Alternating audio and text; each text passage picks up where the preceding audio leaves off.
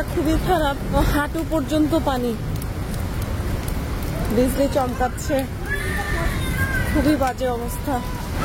কি অবস্থা, আমরা পুরো স্টাক হয়ে একটা সুপার স্টোরে বসে আছি, গ্রিন হাউস, মানে এমন অবস্থা, কোনো উবার নাই, কিছু নাই, এমন একটা সিচুয়েশন। মানুষজন কি করবে এখানে, আল্লাহ, মানে ভয়ঙ্কর অবস্থা। যে যেভাবে পারছে, কেউ হেঁটে চলে যাচ্ছে, কেউ সুপার স্টোরে ওয়েট করছে, খুবই করুণ অবস্থা। এই যে পানির মধ্যে আস্তে আস্তে আস্তে পানি,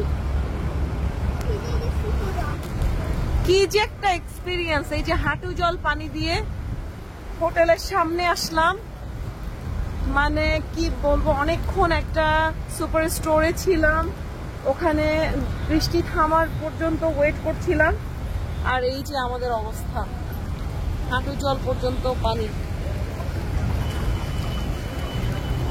চারিদিকে, মানে মানুষজন যেতে পারছে না, অনেকেই নাকি এয়ারপোর্টেও যেতে পারেনি, এত পানি, মানে কোনো উবার নাই, কি বলবো, মানে খুবই খারাপ অবস্থা ছিল আজকের দিনটা,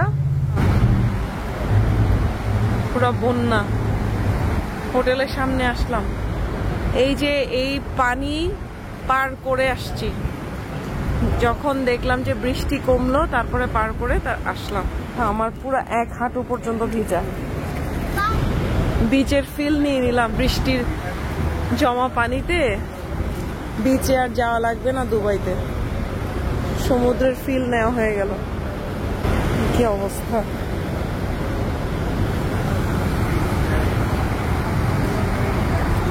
হোটেল রুম থেকে অবস্থা, গাড়ি যেন যাচ্ছেই না পানির কারণে, এত পানি।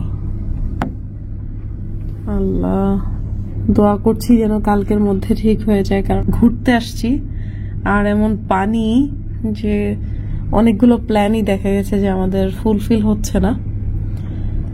সবাই দোয়া করবেন যেন ওয়েদারটা ঠিক হয়ে যায় তাড়াতাড়ি।